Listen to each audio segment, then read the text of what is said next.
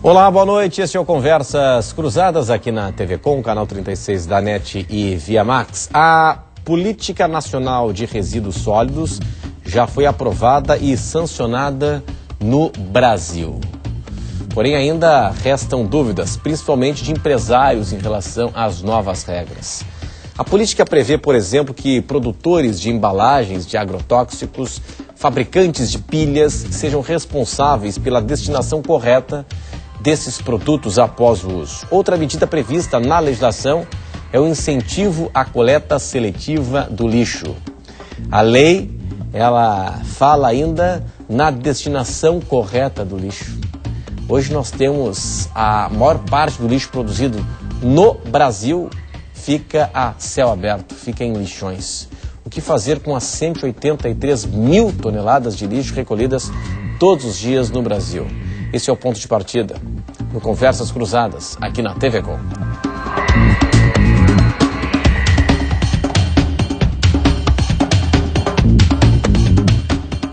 E eu já faço de imediato uma provocação. Qual é a sua relação com o lixo que você produz na sua casa, no seu imóvel, na sua empresa, no seu apartamento? O que você faz com esse lixo? Você recicla, você não recicla?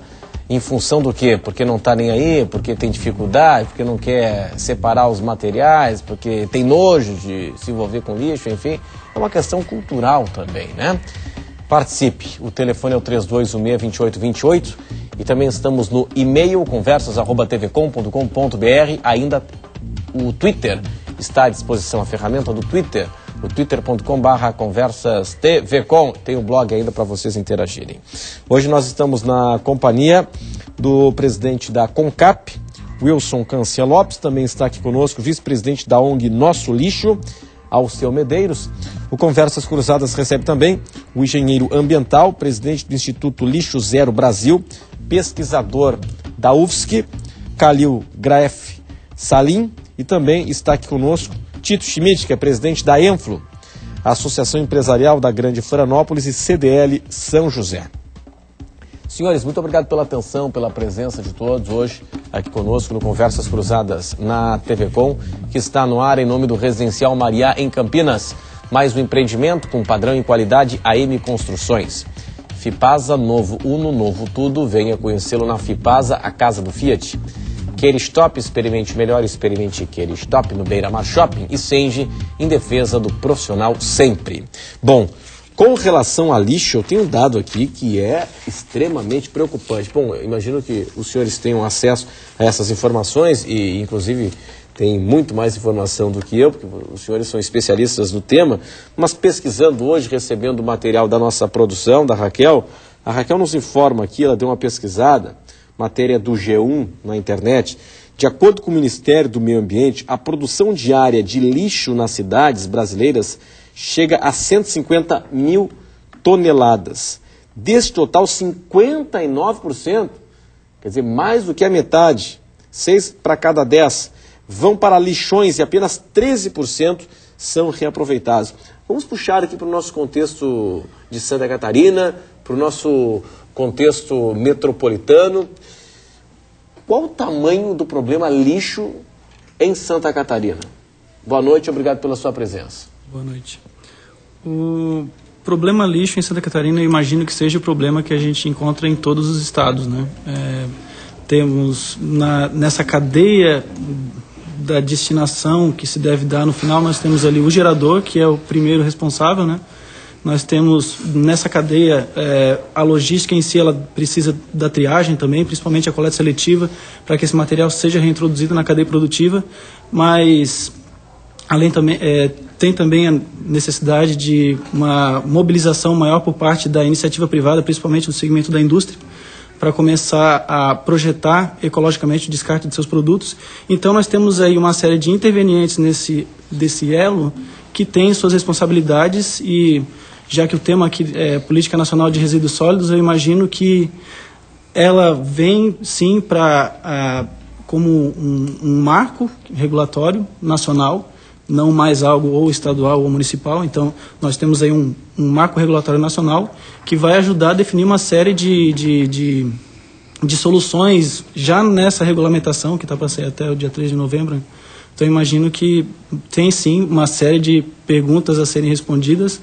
Nós temos aí necessidades que têm que ser tratadas de interveniente a interveniente, desde o gerador até a indústria que tem que reintroduzir esse material. Sem dúvida. Agora, para nós termos uma ideia, Tito, de como a sociedade brasileira não se importou com este tema, este projeto estava tramitando, se não estou enganado, no Congresso Nacional há 19, 20 anos. 19, 20 anos e a sociedade não cobrou, não se mobilizou para a existência de um projeto que tratasse dos nossos resíduos sólidos, né? Renato, na nossa leitura, me parece que o fundamental aí é a comunicação. É evidente que isso tem melhorado muito nos últimos anos, principalmente, talvez nos 2 últimos anos, é que nós tivemos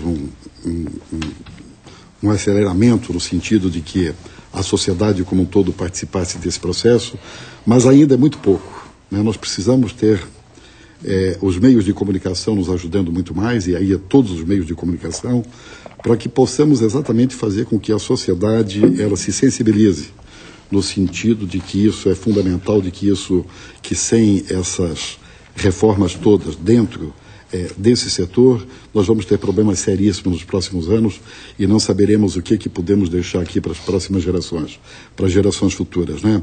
Então a preocupação é muito grande. É bom que nós tivemos nesse debate agora da eleição no primeiro turno, alguém que defendeu isso e que felizmente fez com que 20 milhões de pessoas mais ou menos se sensibilizasse com esse problema. Esse é um ganho para a sociedade brasileira. Eu acho que todos nós ganhamos. Foi muito importante esse processo da eleição do primeiro turno. Vamos ver se isso pode se dar até continuidade agora no segundo turno, vamos ver como é que os outros candidatos vão atuar, né, nessa área. Mas nós queremos que solução temos sim. Nós verificamos que isso tem que ser de uma forma integrada. A classe empresarial, ela se preocupa muito exatamente em saber se é o momento de se aplicar, se temos dinheiro relativamente fácil, né, e a juros que compensem para que você possa adquirir equipamentos e tudo mais, para que possa recuperar nos mais diferentes setores da reciclagem esses produtos. Sem dúvida. Esse assunto é extremamente empolgante e dinâmico, né? A gente tem vários elementos para serem discutidos, como por exemplo, na União Europeia houve um acordo. Eles decidiram o seguinte: bom, o que nós vamos fazer com geladeiras, com microcomputadores, com monitores de vídeo, com fogões, com micro-ondas inutilizados. Bom, a sociedade europeia, a União Europeia decidiu o seguinte: bom, a gente quer pagar essa conta.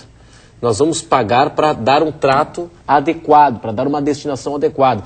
Então eles pagam 1% a mais no valor final do produto e tem reciclagem total de todos os componentes. Eu conheci de perto uma indústria de reciclagem na Itália, onde entrava numa esteira rolante,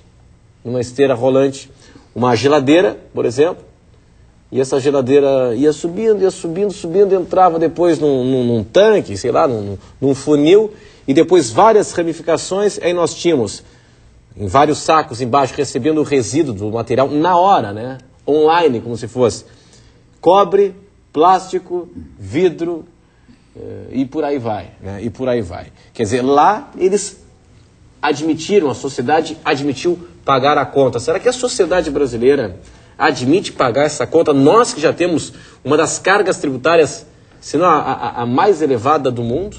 Boa noite, obrigado pela presença. Obrigado pelo convite.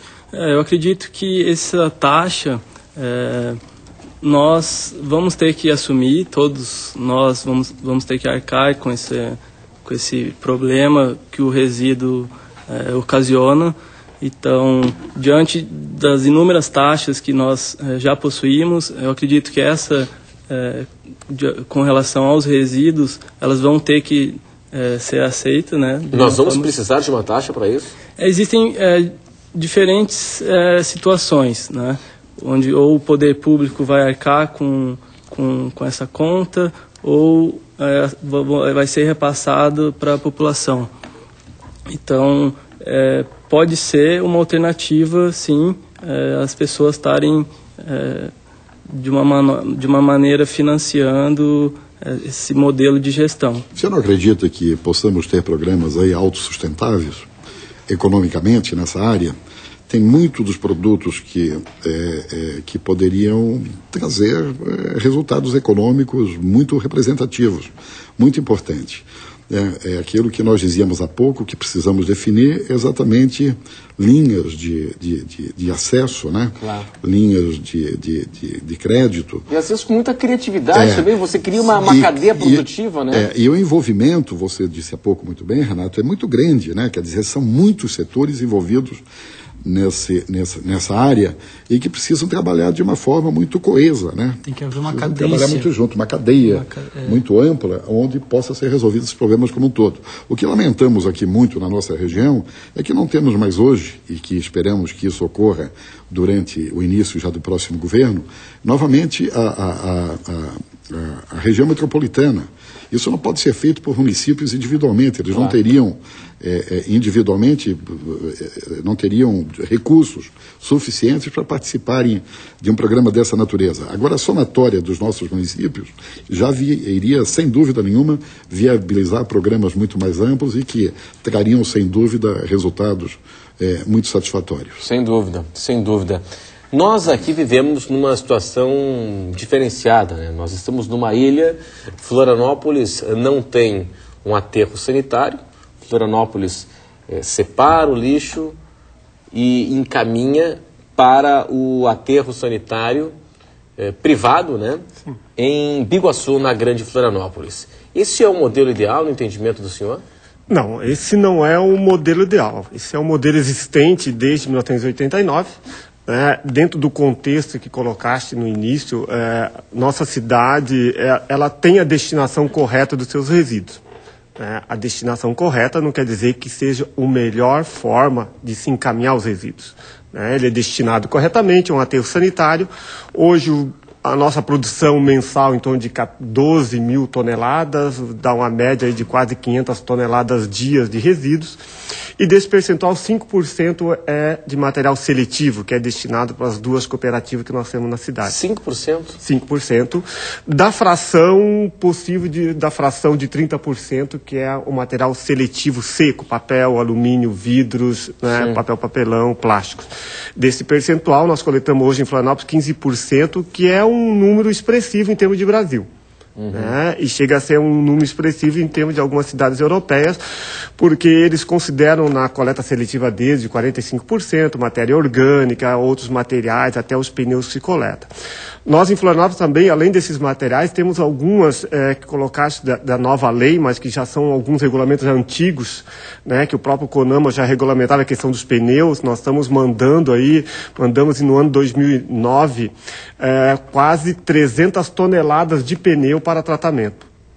Nós temos um galpão construído em nossa central no Itacurubi, que a gente recebe pneus do município, e a gente sabe também que os demais municípios da região também trazem a Florianópolis, e a gente não cobra royalties. Mandamos todo esse pneu para tratamento, que antes era jogado em mangues, rios, ao longo das vias. Hoje ele é destinado para um tratamento correto, que é usado nos altos fornos das sementeiras. Um outro volume grande de material que é coletado na parceria que nós temos com a CIF hoje em Florianópolis, que é a questão do óleo de cozinha.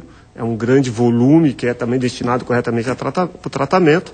Nós temos também uma coleta seletiva de materiais volumosos, que tu colocaste, geladeiras, fogões e madeira. Toneladas e toneladas de madeira também são dadas um destino correto, não são enterrados, são mandados para indústrias onde são picados e vai para os fornos das indústrias de cerâmica aqui de São João Batista. Como é que isso chega até vocês, por exemplo, cidadão que está promovendo uma destruição de um imóvel, enfim, está reformando uma casa e tem material inutilizado. Ele entra em contato com a CONCAP, ele precisa de um papintura, como é que funciona? Temos duas formas. Bem, nós disponibilizamos anualmente, do mês de março ao mês de novembro, uma coleta em todos os bairros da cidade, de forma gratuita, que a gente chama de coleta do lixo pesado. Nós fazemos uma campanha em cada bairro, né, fazemos uma distribuição de panfletos, carro de som, e toda a população nesse dia, geralmente segunda, terça, ele coloca o material para fora e nós coletamos ao longo da semana e destinamos para um aterro de inertes. onde Tá, mas se acontece a obra dele não na mesma época? Não, a gente disponibiliza uma coleta para pequenos volumes, até 1 metro cúbico. A pessoa, fora desse mês do seu bairro, ele pode ligar para a companhia, para a CONCAP, e nós faremos um agendamento de coleta. Não é uma coleta online, a gente faz uma programação, telefonamos de volta para o munícipe, e naquele dia ele coloca o resíduo na rua e nós coletamos, mas numa pequena quantidade. Se ele tiver uma coleta um pouco maior, uma quantidade grande, uma grande reforma, ele vai ter que contratar uma empresa especializada para fazer isso, e aí tem o seu custo do transporte dessa empresa. Bom, eu aqui já tenho a manifestação da nossa telespectadora Lisete no Campeche. Ela diz o seguinte: ela é professora, educadora ambiental, e o que ela menos gosta quando tenta educar as pessoas sobre separação do lixo é que o serviço de coleta ainda é pequeno aqui em Florianópolis. No Campeche, por exemplo, a coleta seletiva da CONCAP só passa nas avenidas principais. Ela acha que a CONCAP não divulga muito o serviço de coleta seletiva, os horários de recolhimento do lixo reciclável. Bem, olha, veja só, nós estamos ampliando a coleta seletiva no município de forma gradual já desde 1992, quando nós começamos no balneário, no Estreito, a fazer a coleta. Hoje a nossa meta de ampliação, até por questões de logística e volume, né, é na região central, porque nós temos numa pequena área, que é o centro de Florianópolis, uma quantidade de resíduo que corresponde a 30% de todo o lixo da cidade, de lixo comum. Então nós temos aí um grande potencial de lixo reciclável, numa ordem de grandeza em relação ao restante da cidade muito grande. Então nós, desde março de 2009, nós começamos a ampliar o centro de Florianópolis, onde nós temos a coleta seletiva diária. São poucos os municípios, e eu não tenho notícia de nenhum município no Brasil que tenha uma coleta seletiva no seu centro urbano, né, o centro mais denso, né, mais densamente populado, uma coleta seletiva diária. São de segunda a sexta-feira, né, é feita essa coleta em 90% das ruas do centro. São poucas que nós estamos agora ampliando. E essa coleta seletiva já nos deu um retorno muito grande e representa hoje 30% do volume de Florianópolis todo. Então, num pequeno centro, nós conseguimos atingir uma grande produção. Em menos de um ano, nós subimos, em 1 ano e meio, nós subimos uma coleta mensal de 200 toneladas para 600 toneladas. É um crescimento muito grande. É um volume expressivo em termos de crescimento de material seletivo. E no restante da cidade nós vamos estamos ampliando um pouquinho com mais cautela, porque também a energia gasta na coleta seletiva também é muito grande. Então a gente tem que pesar entre aquilo que eu despendo de energia, de consumo de combustível, de gasto energético, de poluição, em relação àquilo que eu também vou coletar. Existem muitas pessoas no morro que querem participar, em áreas de difícil acesso que querem participar, mas muitas vezes o custo de se fazer uma coleta seletiva numa área que tenha pouca quantidade de lixo, o gasto energético que eu vou gastar em termos de outros materiais é muito grande pelo aquilo que a gente vai proporcionar. Então a gente vai pesando isso e ampliando conforme vamos chegando em todas as regiões. Esperamos nos próximos anos atingir todas as ruas da cidade. Perfeito. Nesse momento, eu entendo muito bem qual é a posição que a professora deu, a educadora ambiental, mas é no momento em que o bom, querendo ou não, paga pelo mal, porque se nós temos numa região um quórum, assim, onde a maioria a maioria das pessoas que moram ali naquela comunidade, elas estão efetivamente separando e se alinhando à coleta seletiva, eu imagino que a tendência é com que seja nesses locais surjam esses bons exemplos e com certeza dando condições de, por exemplo, sendo, como diz o Wilson, viável ir lá buscar esse material, com certeza. E já aconteceu em várias regiões de Florianópolis, onde um munícipe mobilizou a sua rua inteira e viabilizou a coleta, porque não era uma única casa, eram dezenas de casas a participar essa mobilização. E viabilizou. Então vamos fazer o seguinte, para daqui a pouco, depois do intervalo, quais os avanços que são trazidos na política nacional de resíduos sólidos? Quais são os avanços? Ou a gente depende essencialmente da regulamentação da lei, fato que ainda não aconteceu? Agora o intervalo, até já.